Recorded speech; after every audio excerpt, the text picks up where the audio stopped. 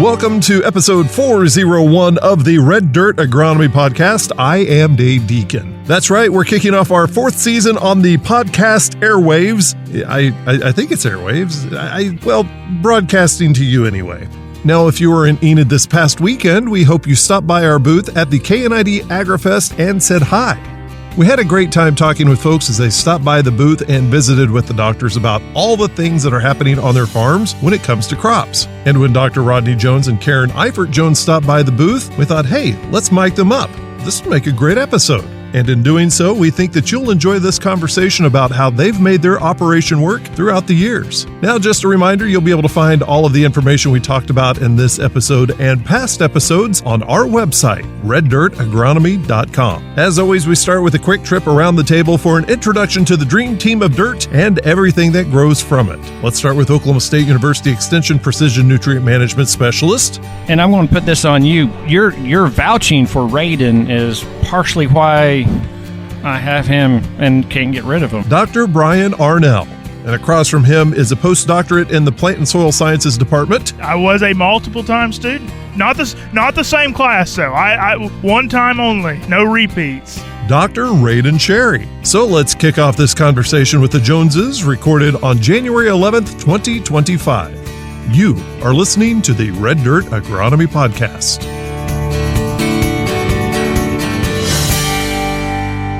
So, Brian, we're at the KNID AgriFest, and the Oklahoma Wheat Commission was nice enough to let us set up by their cinnamon rolls as usual. And boy, and I have a little bit of the afternoon bread still around here. This is becoming a nice spot we got here. And Brian, as we're here, we've been fortunate enough to have a little bit of snow. This is being recorded on the 11th, and we've had a little bit of snow. It's going to help the crops across Oklahoma. How are we looking as far as Oklahoma crops right now? White, yeah, would be a great summation.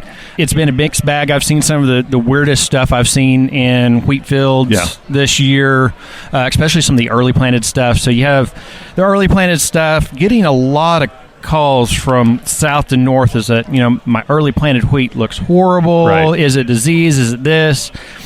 We had a bunch of stress. All that early wheat was just stressed. It has not lived an easy life. And I've not seen it take off. Yeah. One of the weirdest things I've seen around Stillwater is that one of our the cattlemen who always plants first, you could guarantee Greg Pickens is planting before everybody else. Right there on the corner. Right there on the corner.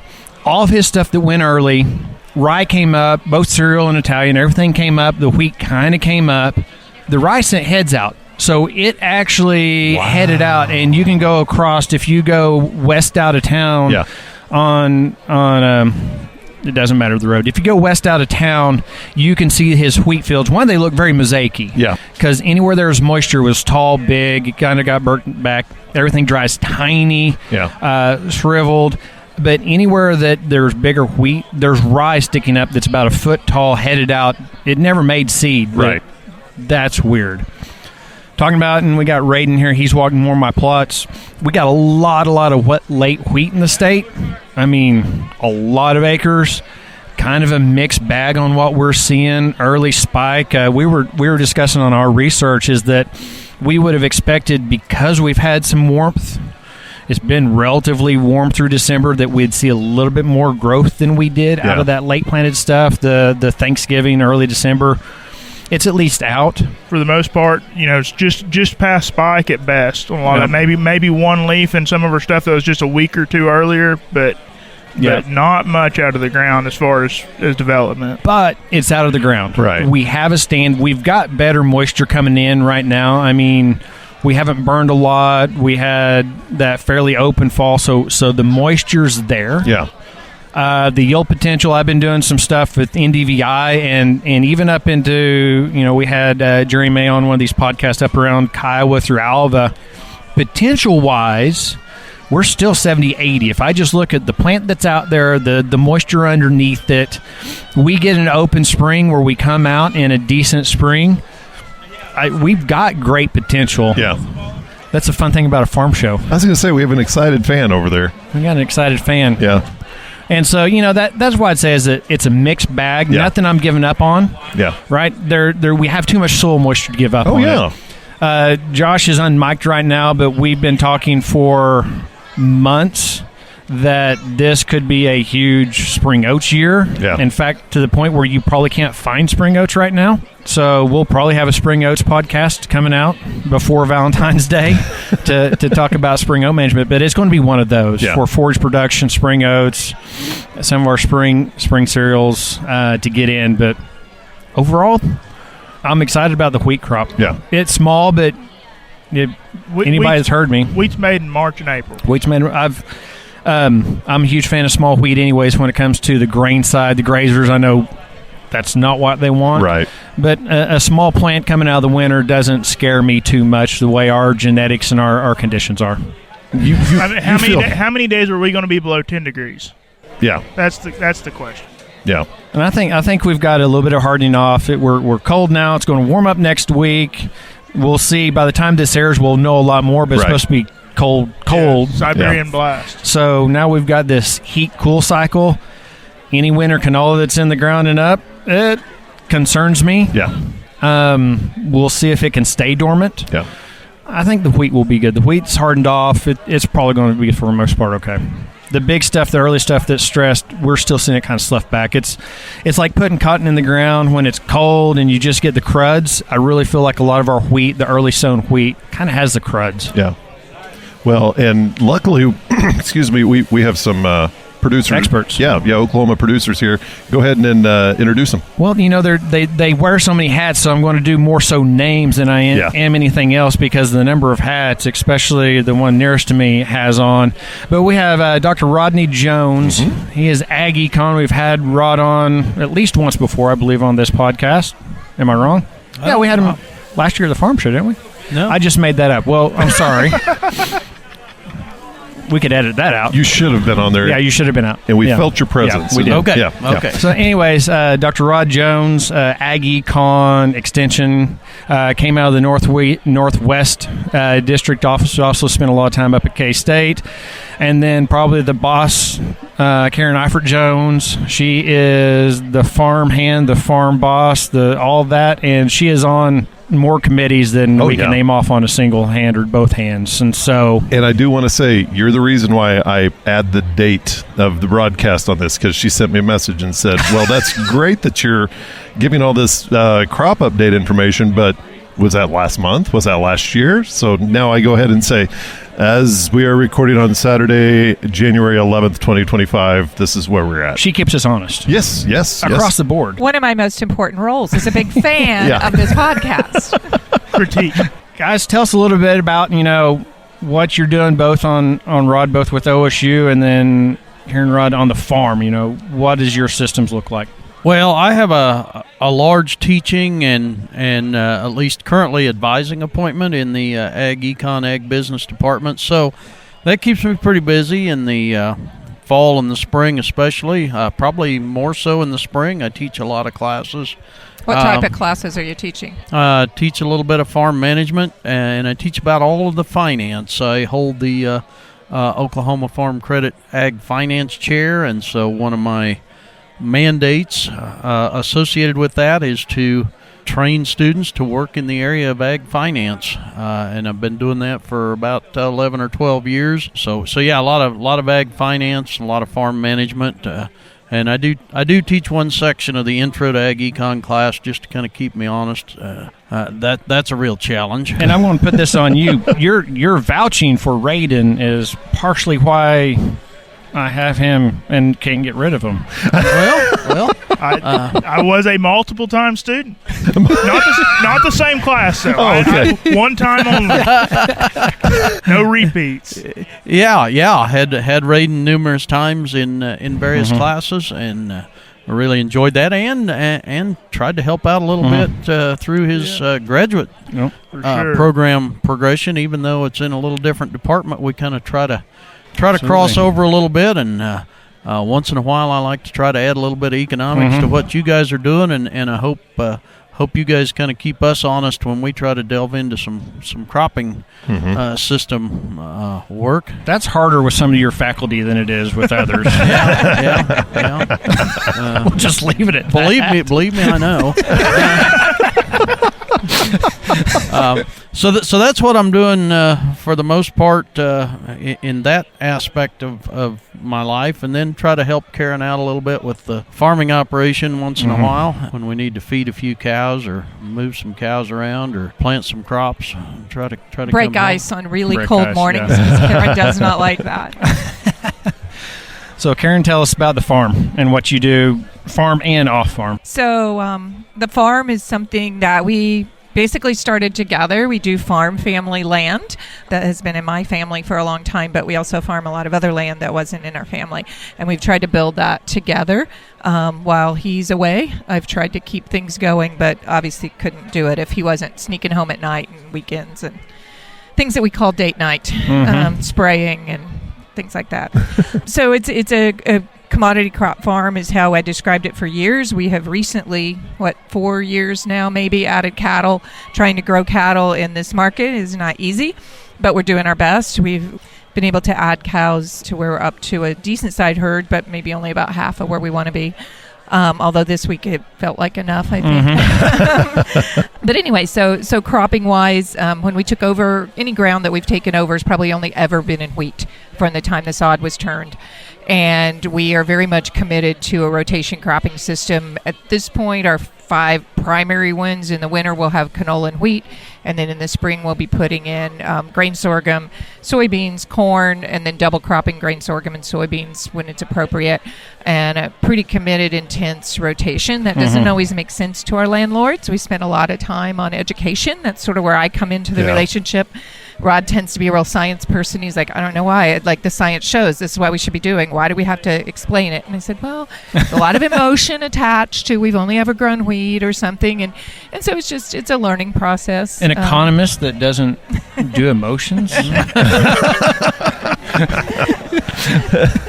So what about, off? Because you're involved in a lot of non-paying jobs? Yeah, that's really it, the non-paying stuff, because it's definitely not an off-farm job. It's jobs, but it's not an income. I do have some. I don't even know what you're up to now. I don't either most of the time. Someone just sends me something. But no, there's other people more involved, I'm sure, but I try to allocate my time to 2 or 3 big things at a time, and currently sitting on U.S. Canola Growers Association board is one of those, representing kind of the Kansas, Oklahoma area on that. Josh has been very supportive of my efforts and questions as we move forward with that. Also, just for the last couple years, have served as a representative for Oklahoma State University on it's called CARET, but it's College Agriculture Research Teaching Extension group that really all the land grants in the U.S. try to come together and make sure that the needs of land grant universities are being met. And Rod Moselle has served on that for a long time, and I was blessed to join him when there was a retirement and travel 3 times a year for that. Just trying to make sure you guys have the resources you need. And then there's a Women in Ag conference. It's not an association, but it's a conference here in the state. It will be August 7th. There, shameless plug. There you go. In Oklahoma City. And that's just something we try to do for women who maybe aren't comfortable asking their questions at the regular kind of conference that the rest of us go to. And so I've worked for many, many years trying to make sure that we have opportunities for everybody at that conference. So those are some that take more of my time than others. And then there's the making and coordinating all the costumes for Wizard of Oz. I've been seeing that coming in at the school that both of our children went to. Of course, they graduated quite some time ago, but Karen's pretty actively involved in helping with their theater type programs, especially in the area of helping with the costumes, so that takes up a little bit of space in the house once in a while. But it was interesting. There's a kind of a tie-in to that, to the farm. A few years ago, after Farm Show, we met a bunch of other farmers for drinks, and with no plan, it was just supposed to be a conversation. Most of us had never met. The conversation immediately seemed to delve into mental health, and what do you do to keep yourself sane when there's so many stresses on the farm and financial stresses, and for us, physical separation a lot. And mine was sewing and creating things I learned in 4-H that I just continue to do. So even though it does irritate Rod, because it does take a big amount of my time and the spare bedroom, our house is emerald green right now with a lot of glitter. But it is I went through sort of a physical crisis that was perhaps brought on 8 or 10 years ago from maybe too much stress. And so I think it's important to talk about that we do need to have those outlets. And I'm not, a lot of women in ag think, oh, we can't talk about women things, but sewing is something I enjoy. And it relaxes me. And really, I've been blessed to be at the Women in Ag conference a couple years now, and it's a really amazing conference, and the conversations and the diversity. I mean, it is such a diverse group of women that come in there from all aspects of the state, and every time I presented, there was always great conversation, and from aspects that a small organic production for the local farmers market. Thank you. The local farmers market kind of stuff to somebody like you that's trying to manage several thousand acres. And we have a lot of landlords, women who have become widowed. They never went to the meetings. They never ask FSA the questions. They're afraid to do that. They can come to the conference. It's kind of a safe place. And we have young women who are just trying to figure out, what do I want to do in agriculture? With that kind of a diversity of a group, and so this is going to completely go, but how do you decide who and what you're bringing in? Yeah, that's always a challenge, but over the years, we've kind of come up with 3 tracks, if you will. You don't have to stay in your tracks, but we try to honor those. One is, like myself, kind of a commodity farmer-rancher. We try to do both. We try to balance crops and cattle, kind of down that to what we think of as traditional ag. And then we have one that is more of our small producers. It'll be horticulture. It'll be the farmers market people, the hobby people. And then we have one track that's more small business. So people who, whether it's an ag-related, flower business or something, or sometimes it's not. We have all kinds of just different small businesses that are run by women. So there's kind of 3, and we just try to balance what we do between those 3. We try not to repeat 2 years in a row, but about every other year, there's certainly certain speakers. So if you don't get invited every year, don't get offended. I don't. So going back to the farm, and because you mentioned this when you're talking to your landlords, that, Rod, you're coming at it as a very scientific kind of black and white numbers game. Karen, you come in a little more social and systems. On your own farm, determining on your own acres, how does that conversation work? Does Karen have the pen, and so she says no, Rod? Well, tread lightly. A lot of it just kind of happens. We have a long-term plan that we don't like to be 2 years in a row in the same or a very similar crop, and we do kind of like to try to stick to our 3-crop and 2-year rotation if possible. We don't always get that 100%.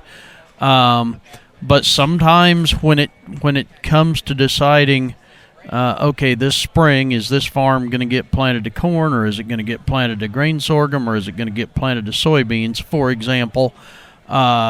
Sometimes, especially here lately, it's the moisture conditions when we've got machinery ready to go do something, and also just thinking about the logistics throughout the summer.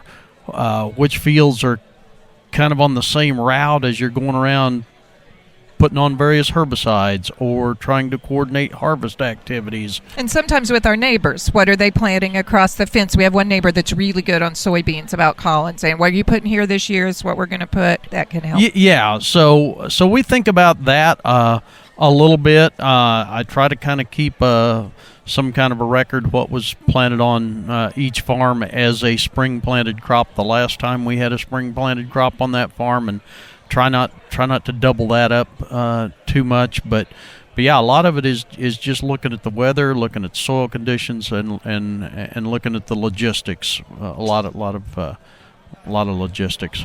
And then sometimes there's mutiny. So for a lot of years, I had one in cattle. But so you're already going to where the conversation was about to take it. So a lot of our landlords want to keep their pasture. That's an easy way to retire, keep 20 head of cows. So we end up with a lot of ground and really no pasture.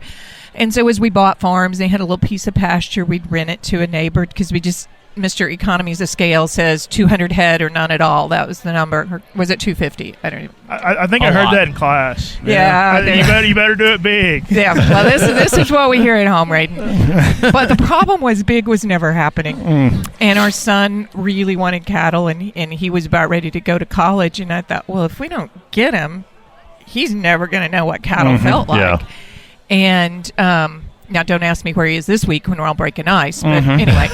So we had bought a farm that had a small pasture, and I asked the former owner, how many head could I run there? And he said 8. I said, okay. So I priced cattle, and I figured out that for $5,000 I could buy 4 cows, and $5,000 our son could buy 4 cows. And so we had a little money Rod didn't have, and we spent our $10,000 on 8 Red Angus cows. And that wasn't last week, I don't think. No, it was not last week. But it was frighteningly only like 4 years ago. Yeah. You know, it's really been a rapid increase. Their calf crop sold for more than we paid for them that year. Wow. So we looked really smart. Right, for right. 5 minutes. Yeah. But I think what it did was it reminded Rod what it did feel like to have livestock, and that maybe we couldn't start at the 200, but we have ratcheted up pretty. I think we're at 125, 35, something like that now. I don't know. Cows? Yeah, how many? 125, 135. So you're at half scale. Yeah, half scale. We're getting there. It's a little expensive, you know. You were able to get some bulls and. Yeah. So we bought some bulls, leased some bulls. We're trying some different things, have some of both, and just some different opportunities. It's not a great time to be building a cow herd, but just to prove Darryl Peel wrong, we're going to build a cow herd in the high market. You're going to be the one. Yeah, we're going to be the one. We retained those heifers. We're doing the whole thing. Yeah, that's right. You were a market breaker. So, but no, I mean, honestly, decisions are made jointly, but it did become evident to me that we had to move on it. And our son is now about to graduate with his master's degree, and at least what he tells us has a plan of coming back to the farm. And so my scheme worked. And going back to the cropping system discussion, that has been an additional metric that factors into what we plant where, because we want to have some places where we've had double crop milo that have a decent fence or a decent water source or something, because those are the places where those cows are going to winter for the most part. We don't like to feed hay. We like them to harvest their own feed. And we haven't really been able to utilize wheat pasture because of the situation with rain, but we haven't really fed a lot of hay. And these last couple years, we've been able to have either a failed crop or stalks or combination, little winter grass coming in. You said something, I think it's completely off topic, and you guys don't have to address it if you don't want to, but with West and your son, how does farm transition look for your family? How does that, because I think it's an extremely important topic that Farrell does a great job of talking about, but I know a lot of kids that I've taught that came out of the program, and they're now they're about 30 something, and it's hitting them hard. Well, I started working, one of my passions for over 30 years has been farm transitions. We started doing a lot of farm transition work even back when I was at K-State, and then here, as you mentioned, Dr. Farrell and I put together a farm transitions workbook, and we've done seminars, we've done a lot of extension programming, and worked individually with a lot of families. And then you try to think about how you're going to implement that in your own operation. Yeah. And everything you thought you knew about transitioning a business just went out the window because now you're faced with a reality. Right. It gets personal. It gets real personal. The economics have to be there, and there is a reality of economies of scale where a lot of families struggle. They have their kids at a younger age than Karen and I had our kids, so they're 50 and their kids are thinking about trying to come back to the farm, and mom and dad still have to make a family living off farming operations. So you have 2 2 or 3 families that have to make a living off the farming operation. One of, I guess, the benefits of having our children a little bit later in life, when it comes to the time, if and when Weston decides that they kind of want to make a full-time living off the farm, which, as we've talked about earlier, I was never able to do in my career because I spent my career building a farm. But the reality is Karen and I probably will not have to draw a large financial draw off of the farm. So if we have a viable business that Weston can kind of transition into, which we hope might happen, there's at least not going to be that hurdle that a lot of families face. The other thing is just making sure that we're not solely focused on transitioning the assets, which we've spent the last 20 years trying to kind of build a little bit of a farming operation, but you have to spend some time transitioning the management. Yep. And we've been working pretty hard on that. Weston helps us out, but he has been kind of in school full time. So we're hoping over the next few years that we can make some major strides in transitioning how we make management decisions. Not that anybody expects the future generation to do it just like we did it, but give them a little bit of opportunity to start making some decisions and seeing the thought process that we go through, and then deciding if that's a process that works for them. We'll see how it goes, but it becomes much more real when you're trying to implement it rather than standing up in front of a group trying to teach it. I was just to say a good example of that is because Rod did teach a lot of this sort of thing, and one of the things is always like, well, you've got to put value to that house. If you put them in the house on the farm, that's part of their income and whatnot. And that always made perfect sense to me. I was in lending. We talked to him about that. Well, now we got a son who's planning to get married, have a wife, and maybe eventually a family, and we have this really great house. And we're like, they can't afford what the cost of the rent of that house would be, but yet as parents we want to just shove them in there. But yet we know intellectually that's not the right way to handle it. And so like he said, it all of a sudden it brings emotions and fact and logic, and it all just jumbles up. And I got a ton. I know Rayden wants to jump in, but I've got one more because, well, I've known you both and I've known your kids for a long time, and I say kids.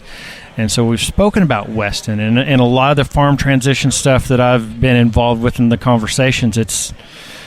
There's more than one sibling, and here you have Weston and Caroline, and I don't hear Caroline talk often about, that kind of stuff. And so can you speak on that, or is that something that... I was going to bring that up because I think it is important, because she's what we will call our non-farming sibling. When you're teaching the classes, that's something you commonly talk about. In my family, I have 3 sisters, there's 4 girls, and 3 involved in ag, and then we have a non-farming sibling, if you will. And it's very important to give value to them. I will say, well, I'll answer that and I'll come back to it. So we have discussed it with her. What farm do you want deeded to you? What do you want this to look like? What role do you want to play? How much are you willing to sacrifice of your potential inheritance so he can farm? And I don't know if Rod has so much, but she and I have had a lot of those conversations, because at least currently she has no intention of living her life out on the farm. And so I think that's really important that we've done that really from the beginning of him indicating he might want to come back, is to include her in those conversations. But I will say the surprising thing for us was she went to work for you 3 years ago now. 3 years ago? Yeah. Anyway, working with soil, and she had just really never had a lot of interest in the farm. And to see the joy in her eyes when she talks about, Mom, soil is actually alive, and understanding, what it really means to us. And she said, now I understand why farming meant what it did to you and Dad. She goes, I thought you were just planting crops in dirt, but you're not. You're taking care of the soil. And I was just like, praises to the Lord. Because I don't care if she ever farms or not. Those are her choices. Yeah. But what I care is she has started to understand how the farm soil fits into the environment that she does care about so much, because she's partly an environmental studies major. So thank you for giving her that gift of understanding. Thank you for sharing her. Gives her a lot of things to laugh about. Yeah, at work, I think. nothing serious for sure. I'll kick it back. I got a question. So you were talking about your system, and you were naming off things, the way you make decisions as far as what you're going to plant year to year, not wanting to go same crop back to back, wanting to alternate summer crops. Something that you didn't bring up, and I'm just kind of curious, was market. How much does market play into your cropping rotation? And maybe, why do you maybe stray away and make it more of an agronomy decision and compared to some growers are like, well, bean price is pretty good, I'm going to slap some beans in, or I'm going to plant some corn, and maybe just kind of going year by year like some growers do? Oh, I've never done that very much. Economics is all about doing things on the margin, right? So, yeah, if bean prices are proportionally way higher than grain sorghum prices, instead of planting 500 acres of each, might we plant 400 acres of one and 600? Just a little bit. We might tweak it a little bit, but we kind of want to stick with the basic fundamental rotation year in and year out. Number one, it's not just about market prices, it's also about production, and you can't predict which one is going to produce more or less. Absolutely, and spreading that risk between different things and all. Spreading that risk, and we have good crop insurance risk management tools to kind of help mitigate some of that. So we've never been ones to kind of chase the market to dictate what we plant. Quite frankly, weather might make us change our mind way more than market prices. Weather and labor sometimes. Yeah. Weather and labor, Like I said, and that's kind of distinct. I mean, I grew up around some growers that, they might plant sorghum. They might just, as soon as they get done cutting wheat, their sorghum price is pretty good. I'm just going to slap some in with no plan, and then they try to go back to wheat or immediately. And it sometimes it's interesting whenever I'm an economist, and then you say, well, it's more than just market. And so that it's just it's important, and people kind of get lost sometimes, depending on what their background is, whatever. The other piece of that, Radin, is that the economist that rattles in my head is he will say markets run on information. And by the time we have that information about what that market looks like, it's already getting built in. And as people overplant what was high, then that market's going to go down because supply is going to go up. And so it's very, very hard in the length of time it takes to grow a crop to be able to capture that positive market spin. Now, there's some exceptions if, like, say, a new market for corn ethanol opened up years ago and things like that. But by and large, I think the message I hear from him at home is, don't forget, everybody already knows that stuff. You don't know any secrets about the market. And you're a price taker. As a farmer, rancher, you don't make the price, you receive the price. And back to basics. One important thing I've heard you guys kind of talk about briefly, but I'd be interested in hearing a little more elaboration on it. You've taken this as a business. You've taken that business approach to the whole farming operation. It's not just, hey, let's just go see what we can go plant out there and see what grows. You've been very strategic about that. Why is that so important for where you are in your operation now, but also in the hopes of bringing in the next generation? At the scale that a viable farming operation has to be today, if it's going to, say, support a family, and again, I'll just remind everyone, this current generation, Karen and I, we've never been able to do that. Right. I grew up on a farm, but my father died when I was very young, and so... And we both got out of college in the 80s. Right. Got out of college in the 80s.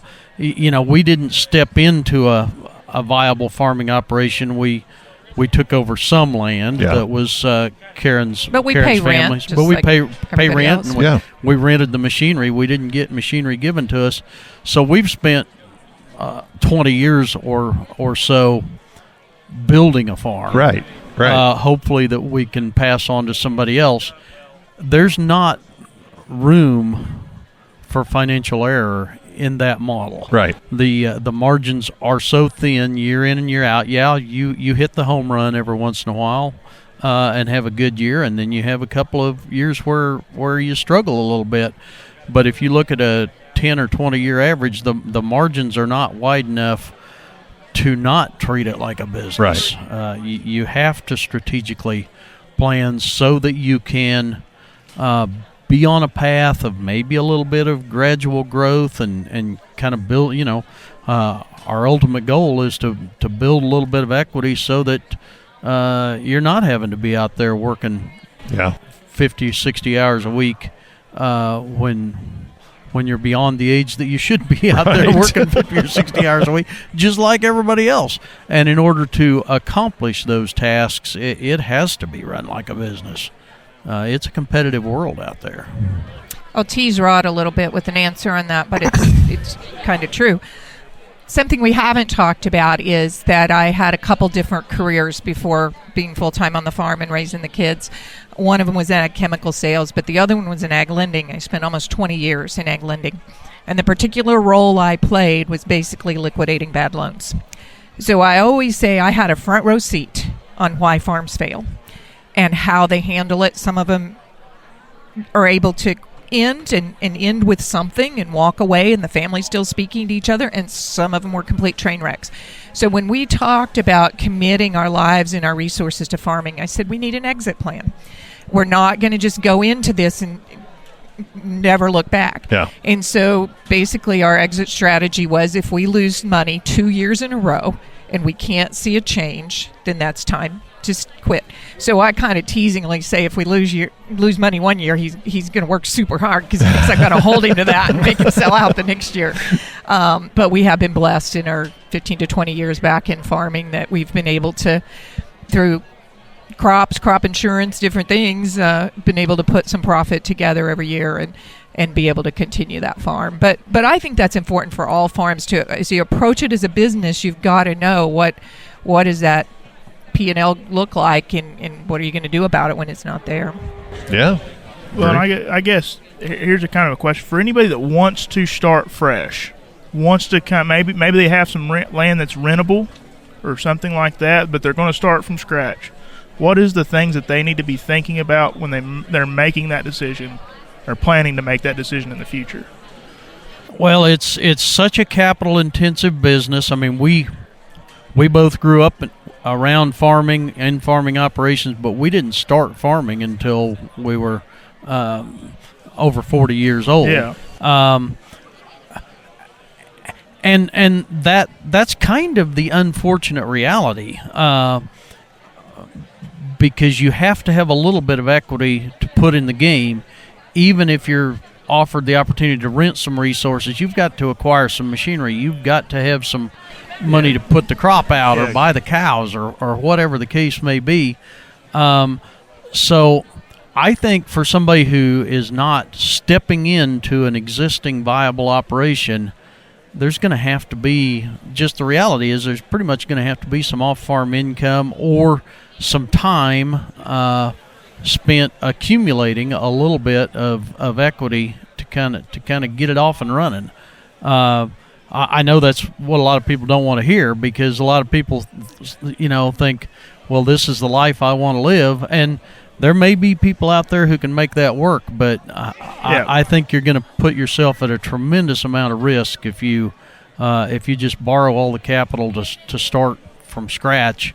So a little bit of off-farm income or a little bit of time thinking about how you're going to build some equity to form a little bit of a base or a relationship with somebody who will help you transition into that.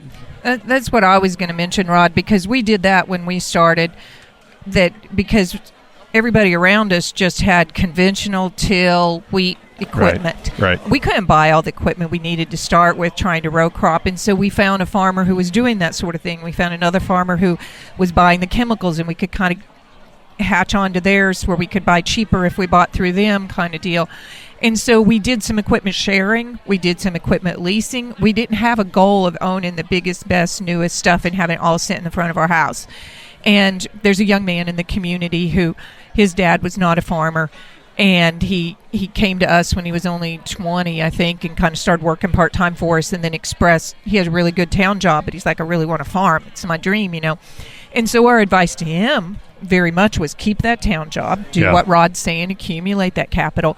But we loan him equipment to this day. He'll work for us. I mean, I shouldn't say loan. He works for us to earn the right to use some of that equipment on his farm. So just being willing to do some things that maybe aren't the norm and things you don't want to do, being patient, those kinds of things I think are important. And that leads to a point specifically about machinery services. Getting machinery, the way we get machinery operations done on a modern farming operation is changing rapidly, and people who don't change with that run the risk of just spending too much money on machinery. We don't own anywhere near all of the machinery that is used on our farming operation. We have neighbors who have really good, for example, no-till drills. I have no problem hiring them to plant my crops. They need to spread their machinery out over thousands of acres that they don't have in order to justify owning it. And I can't justify buying it because I don't have enough acres. So, this modern machinery is just designed to be pushed over so many hours and so many acres. I think we've got to dramatically rethink the way machinery operations are done on farming. I remember in class, I think it was farm management, your class, we talked about when is someone going to make the next Uber of custom farming. When you get on there and say, I'm in this area, I need X amount of acres of milo planted. We talk about that, and then even like alternative capital. How do you acquire capital early on and stuff? And a lot of those conversations that if you just kind of grow up in a farming community, nobody talks about that kind of stuff. What the future is, how to be different, how to make something that's very hard work. And I think in class it's really important that we talk about that stuff. And I know I appreciate it a bunch. So, guys, thank you so much for coming on. Had an absolute blast visiting with you. Appreciate it. Thank you for waiting for us.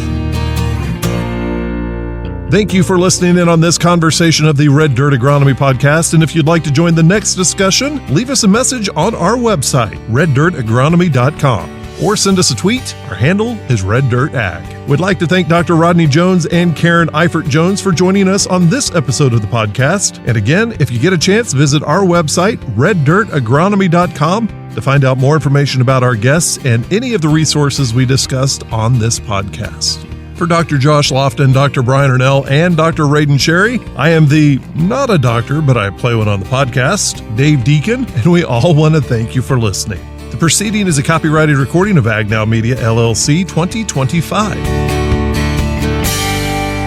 And yes, all rights are reserved.